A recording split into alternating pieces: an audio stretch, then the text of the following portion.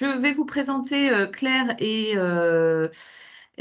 Gousset et Nathalie Lamarre, qui font partie de l'entreprise NL Conseil, qui sont des professionnels du recrutement, voilà, qui sont là pour vous accompagner sur ce webinaire et pour vous aider, vous donner des pistes, etc. Je pense Qui que c'est ton partage là? écran qu'on Alors voit. attends, Ah non, c'est moi, mais en d'accord. fait, c'est pas du tout ce que je voulais faire. C'est peut-être ça qu'il faut. Est-ce que Voilà. ça, c'est mieux, Oui. C'est beaucoup mieux. n'est-ce pas? Pardon. Pardon, Parfait. Brigitte. Je vous passe la main, je vous laisse vous présenter, Nathalie et Claire, et je vous remercie à tous d'être présents sur ce webinaire ce matin. Eh bien, écoute, Merci, Brigitte. merci beaucoup, Brigitte. Alors, en effet, nous sommes ravis d'être ici et d'avoir accepté, en effet, ce challenge d'animer en binôme, et ça, nous sommes habitués avec Nathalie, mais ce webinaire autour de recruter, fidéliser, mission impossible. Alors, est-ce que c'est vraiment une mission impossible? Je ne sais pas. En tout cas, ce qu'on attend de vous derrière vos ordinateurs, c'est de pouvoir interagir avec nous, parce qu'il y aura Brigitte, en effet, qui pourra nous transmettre les informations, mais surtout nous dire qu'est-ce que vous attendez en fait de ces 45 minutes. Voilà, qu'est-ce qui vous a peut-être motivé à vous inscrire, quelles sont les problématiques auxquelles vous êtes confrontés aujourd'hui pour qu'on puisse y répondre au fur et à mesure. Alors, Nathalie, en une phrase, est-ce que tu peux me dire qui tu es? Oui, bien volontiers, ma chère Claire. Bonjour à toutes et à tous. Déjà, merci beaucoup pour votre présence, pour ce webinaire sur les difficultés de recrutement et comment pouvoir y faire face. Donc, je suis Nathalie Lamarre, je dirige un cabinet de recrutement indépendant, NL Conseil Ressources et Stratégies, et j'exerce depuis 30 ans dans le milieu du recrutement, d'abord par le prisme du travail temporaire. J'ai créé les premières agences qu'on appelait les agences cadres à l'époque où le travail temporaire se mettait dans la brèche du recrutement. Et puis j'ai travaillé aux côtés, pour et de manière indépendante, de gros cabinets de recrutement. Donc 3 actions: le recrutement bien sûr, pour le privé majoritairement, un petit peu le public et le parapublic puisque j'ai pu acquérir cette appétence, les évaluations de compétences, parce qu'aujourd'hui, on se rend compte que les compétences qu'on ne peut pas forcément chercher à l'extérieur, on peut éventuellement les évaluer en intérieur, et puis la formation, puisque vous comprendrez, j'ai souhaité vraiment transmettre et créer cette formation pour accompagner les entreprises à monter en compétences. Voilà, merci Claire. À toi, est-ce Oui. que tu peux nous dire qui tu es? Bien sûr. Donc Claire Gousset, je dirige, avec, 2 autres associés, une structure qui s'appelle Yes We Boost. On accompagne en fait nos dirigeants, nos clients, à la réflexion, l'élaboration, la mise en place de leur stratégie en matière de qualité de vie au travail et des conditions de travail. Et en parallèle, je travaille en étroite collaboration avec Nathalie, pour l'animation d'un réseau d'ailleurs porté par la CCI, qui est Femmes et Challenge. On accompagne en fait des femmes dirigeantes à développer leur business et à faire face aussi aux difficultés qu'elles peuvent rencontrer, que ce soit d'ailleurs autour du recrutement, de la fidélisation, des problématiques RH, mais pas que. Et puis, je suis également experte en ingénierie pédagogique, ingénierie de formation. Et donc, c'est ce qui fait que, voilà, avec Nathalie, on a décidé en effet de porter. Elle était évidemment passionnée et avec cette envie de vouloir transmettre en fait son expertise, comme elle l'a dit, depuis 30 ans. Et pour ma part, voilà, la formation, c'est vraiment quelque chose qui me porte et dans lequel je travaille depuis maintenant une vingtaine d'années. Voilà ce que je pouvais vous dire, et donc voilà, je travaille évidemment en étroite collaboration sur toute la partie recrutement.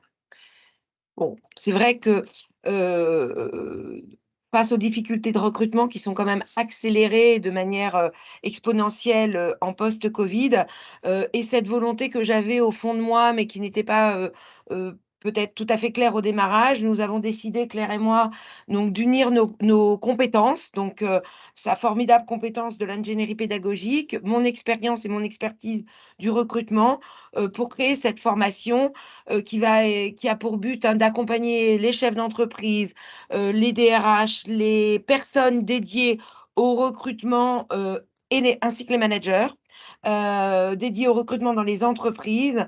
Voilà, c'est ce qui nous a permis d'avoir cette formation, je dirais, premium, et qui vraiment couvre tous les aspects de ces difficultés de recrutement. Alors, il est maintenant temps de rentrer dans le vif du sujet, et ça commence par une première question. À votre avis, quel est très certainement le point commun entre vous tous? Alors, je ne sais pas si, Brigitte, tu peux nous dire ce qui est marqué dans le chat en parallèle? Pour l'instant, rien. Ah! Bah alors! On compte sur vous et votre réactivité. Alors, si vous n'êtes pas trop conversation écrite, vous pouvez aussi lever la main et on vous donnera la parole. Super. Alors, Monsieur Martagex dit la localisation. Ah, pas mal, en effet, sans doute. Madame Gibière dit les ressources humaines. Oui. Mmh. La localisation, point d'interrogation. Oui. Parce que sans doute tous dans l'heure, ou en Normandie en tout cas. Nous concernant, Claire et moi, nous sommes basés à Vernon. Si c'est la question de Yann. Non, c'était Non. la réponse. Non, je pense que Ah, c'était la réponse à... Un café Eh s'impose. oui, il y a l'Orne, en effet, bien sûr. Bon, en tout cas, nous, on y voyait un autre La point commun. pénurie de La candidats. Normandie. Nathalie Gibière dit la pénurie de candidats. Oui, en effet, tout à fait. Et c'est en effet ce qu'on voulait vous dire, c'est qu'en effet, le point commun très certainement que nous avons tous, c'est alors Brigitte, je n'arrive pas à dérouler mon PowerPoint. Est-ce normal? Non, pas du tout. Tu devrais pouvoir. Mmh. Alors, hop, je n'ai La plus de difficulté, on a Coralie Petit qui dit la difficulté à attirer les candidats aussi. Tout à fait. D'accord. Je crois que tu as été un peu vite, Claire. Et c'est ça, alors je suis en train de revenir, mais je crois qu'avec Fais le un clic droit. les Clic droit. caméras et tout ça, ouais, il ne veut plus revenir en arrière. Ah, Décidément. alors, Voilà. OK. Donc en tout cas, le point commun qu'on y voyait, nous, c'était peut-être que vous étiez comme, ce monsieur et cette dame sur cette photo, et c'est finalement les difficultés qu'on peut avoir, aujourd'hui dans le contexte actuel. On est, sensible et impacté par les difficultés du recrutement. Alors, on n'a pas forcément tous, un détecteur de métaux. Aujourd'hui, c'est vraiment difficile en fait de pouvoir, recruter. Hier soir à 19h, un client qui m'appelle pour me dire que, voilà, c'est vraiment difficile aujourd'hui. Il recherche un responsable de travaux. Et en fait, bah, il est las de ces difficultés. Il est las, parce que, les candidats, sont pas forcément, comme avant. Leur posture est différente et donc tout ça fait que, bah, ça peut aussi taper sur les nerfs et c'est tout à fait ce qu'on va voir, aujourd'hui et puis il y a aussi, Nathalie hier me faisait part d'une DRH qui s'interrogeait vraiment en se disant: «Mais finalement est-ce que, Je vais continuer ce métier. exactement. Est-ce que je vais continuer ce métier?» Donc, notre objectif, c'est évidemment de vous donner aujourd'hui, 5, stratégies, en tout cas 5 points sur lesquels, on accompagne nos clients. Alors évidemment, il y en a plein d'autres, mais en 45 minutes, c'était compliqué pour nous de vous délivrer tout ce qu'on fait, notamment en 4 jours pour vraiment faire monter en compétence les équipes RH. Et donc ce qui est important aussi dès le départ, c'est de pouvoir planter le décor. Alors ma chère Nathalie, est-ce que justement tu peux nous dire ce qu'il en est, quel est le contexte et quelles sont les tendances actuelles? En effet, on peut tout à fait parler du contexte. Si je vous dis 3 millions, vous me dites que ce chiffre correspond à quoi? N'hésitez pas à utiliser le chat. 3 millions. Allez, 3 on vous millions, écoute. qui dit mieux? 3 millions. On vous écoute. Actif. Actif. Ah bah tu vois du coup, Nathalie, tu vois la conversation. Non, mais on a Ouais. 2 ordis, mais donc du coup, en D'accord. effet, Ah, vous mais êtes moi je le équipés. vois pas. Vous êtes équipés. De postes à pourvoir. Donc 3 Ah! millions, alors on a actif, on a poste à pourvoir, on a nombre d'offres à pourvoir. Ouais. Alors, en effet, bravo, à tous les 2. En effet, ça correspond au nombre de postes, pressentis pour l'année 2023, puisque sur le seul mois de janvier, on a comptabilisé plus de 300 000 offres, 376 000 offres diffusées, tous postes confondus. Donc, on est sur des besoins en recrutement historiquement hauts, plus 23% à la fin 2022 et visiblement une augmentation à nouveau sensible pour 2023. Voilà, comment sortez-vous du lot pour pouvoir, avec, à contrario des candidats qui sont toujours de moins en enclins à postuler. Pourquoi? Parce que la situation du chômage n'a jamais été à l'heure si basse. On parle de chômage résiduel hein, sur nombreuses régions de France. Ça veut dire qu'on a presque atteint, en tout cas, l'employabilité. Alors, une fois qu'on a dit ça, ça veut dire quoi? Ça veut dire aussi qu'en 2 ans, le nombre de candidats qui ont postulé sur les annonces a été divisé par 2. Ça veut dire sur une annonce que l'on diffusait il y a 2 ans, pour lequel on avait environ 20 candidats, aujourd'hui, c'est à peine 10 candidats qui se positionnent. Et Ça, ce sont des et qui correspondent pas forcément à ce que peut rechercher voilà, aussi, donc ça veut dire aussi que, heu passer une annonce aujourd'hui, ça ne suffit plus et évidemment, en tant que professionnel du recrutement, très vite, avant, pendant et tout juste après le covid, on a pris conscience, j'ai pris conscience qu'il fallait vraiment challenger les pratiques et si vous, entreprise, vous ne challengez pas les pratiques, aujourd'hui, les candidats ne viendront pas. Aujourd'hui, c'est à nous, d'aller vers les candidats. Aujourd'hui, j'allais dire, on ne peut plus recruter au doigt mouillé, en passant une annonce et en attendant que les choses retombent. C'est vrai, 40 aujourd'hui des candidats, je vous donne des chiffres comme ça, pas pour vous assommer, mais c'est quand même parlant, ne donnent pas de nouvelles lorsqu'ils sont dans un process de recrutement. C'est-à-dire qu'à milieu de parcours, à fin de parcours de process, on a 40 de candidats qui se sont volatilisés.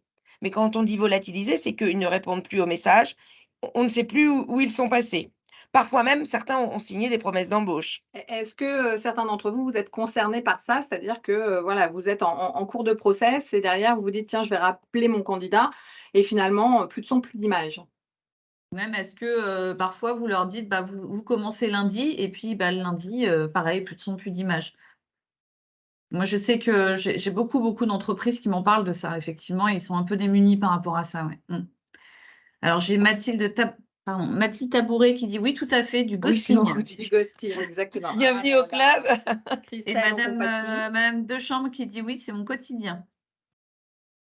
Alors, vous imaginez pour moi, cabinet, Claire est témoin parce qu'on avait un atelier de travail hier. J'ai 3 candidats hier, que j'ai présentés à des entreprises et qui ont disparu de la circulation. Qui, à l'heure, ne m'ont pas répondu, on ne sait pas, quelles sont leurs intentions de poursuivre. Donc c'est extrêmement, heu, stressant. Ce sont des tensions forcément, une perte de temps pour tout le monde, pour l'entreprise, pour les candidats, pour les managers, un coût puisque, même si on l'identifie pas toujours, derrière un recrutement, il y a des coûts et quand on se donne la peine de les détailler, ils sont, parfois conséquents. Perte d'énergie bien sûr et puis perte de confiance tout simplement. Bah, voilà, d'où l'importance de pouvoir benchmarker les pratiques, hein et puis, échanger entre pairs et pouvoir acquérir de nouvelles, pratiques, aussi, pour attirer les talents. C'est pour ça que n'hésitez pas aussi à mettre dans le chat, en fait, les idées, les choses que vous avez, vous, pu mettre en place pour pouvoir faire face à ce ghosting, pour pouvoir, peut-être, changer, certaines pratiques, aujourd'hui en matière de recrutement dans vos structures, de manière à ce qu'on puisse, aussi, vous donner tous ensemble, l'intelligence collective est toujours, très riche, mais que vous puissiez repartir avec, avec des idées, hein. C'est vraiment un webinaire qu'on veut, participatif. Alors c'est vrai que je vais juste faire une petite aparté par rapport à ce que vous disiez. C'est vrai que la loi de l'offre et de la demande s'est inversée et ce qu'on appelle aujourd'hui le ghosting candidat et qui choque les entreprises, finalement c'est ce qui se faisait il y a quelques années, mais à l'inverse, c'est-à-dire que les candidats postulés, ils n'avaient jamais de réponse. Il faut C'est pas ça, oublier aussi, voilà, faut pas oublier aussi qu'il y a eu toute c'est cette ça. période où les entreprises ont un peu fait ce qu'elles voulaient. Et malheureusement aujourd'hui, les candidats s'en souviennent et ils se disent bah maintenant c'est notre tour en fait. Donc ça, voilà, faut essayer de remettre aussi l'église au milieu du village. Ouais. Au niveau des entreprises, on n'a pas toujours été très clean à ce niveau-là, au niveau des candidats. Là, aujourd'hui, on parle beaucoup de marque employeur, ne serait-ce que répondre à un candidat qui vous envoie sa candidature, c'est le b.a.-ba. Et le candidat, alors, il se souviendra de qui lui a répondu, mais pour le coup, il se souviendra aussi de qui ne lui a pas répondu. Donc, même si effectivement vous n'êtes plus intéressé ou plus en recrutement au moment où un candidat postule, n'hésitez pas à lui répondre en lui expliquant, voilà, soit un mail type, mais au moins qu'il sache à quoi s'en tenir. Parce que peut-être aujourd'hui, vous n'avez pas besoin de son profil, mais peut-être que demain, vous en aurez besoin et lui se souviendra que vous ne lui avez jamais répondu. Donc, commencez déjà par faire les bonnes pratiques, vous, à votre niveau, pour éviter ce ghosting derrière. Tout à Tout fait. à fait. On évalue à peu près entre 35 et 40% des candidats qui refusent les propositions d'embauche. Donc, quand j'entends mes collègues dire ils font leur marché, c'est un petit peu ça. C'est-à-dire que face à l'importance des offres, aujourd'hui, les candidats ont des attentes qui ont énormément évolué, qui ont fortement évolué, notamment bon, depuis le Covid, hein, puisque ça a quand même bougé des lignes en termes de réflexion par rapport à notamment la décentralisation des centres urbains, remise en question de leur part, une recherche constante d'équilibre. Alors derrière ce mot, voilà, équilibre vie pro, vie perso, bien-être au travail, n'est-ce pas Claire? Tout à fait, Nathalie, parce qu'en fait, c'est vrai que alors c'est ce qu'on constate, en fait, au quotidien quand on accompagne nos clients. On est fortement sollicité pour les aider à trouver des solutions. Aider les entreprises à challenger leurs pratiques et leurs stratégies en matière de qualité de vie, des conditions de travail, parce qu'en fait, on a des candidats qui sont de plus en plus exigeants en la matière. Ils recherchent aussi une certaine stabilité, mais ils n'hésitent pas, comme tu l'as dit tout à l'heure, Nathalie, à refuser, les promesses d'embauche, à ne Dénoncer. pas donner suite, et derrière, il va y avoir aussi un autre fait, c'est-à-dire que dans les 6 premiers mois, combien, Nathalie, rompent en fait, en tout cas, leur période d'essai? Alors, on évalue à peu près à 30-35% de salariés qui sont déjà à la recherche d'un emploi lors des 6 premiers mois d'intégration dans leur entreprise. Et il faut Heu, savoir aussi que, au bout de la première journée d'intégration, 20% des candidats se demandent s'ils vont revenir le lendemain, par rapport ouais, à l'intégration qu'on leur a fait la première journée. entre le 1er et le 4e jour, Mmh mh. tout à fait. Mmh. Les candidats ont de plus en plus besoin de transparence, d'information, de réactivité. Ils n'hésitent pas à rompre la période d'essai. Alors bon, même si aujourd'hui on sait que les lois, d'accompagnement, de nos institutions sont en train d'évoluer, ils savent que, c'est tellement facile sur le marché de retrouver un autre emploi que, ils n'hésitent pas, en tout cas, à évoluer. Et puis, on sait aussi que, s 60% des jeunes cadres, estiment, considèrent que les entreprises ne gèrent pas bien, leur intégration et ne sont pas congruents entre le poste qu'ils proposent et le poste qu'ils découvrent. Donc ils ont un vrai besoin d'authenticité et de transparence, dans ce qui les attend, en fait, dans leur future mission.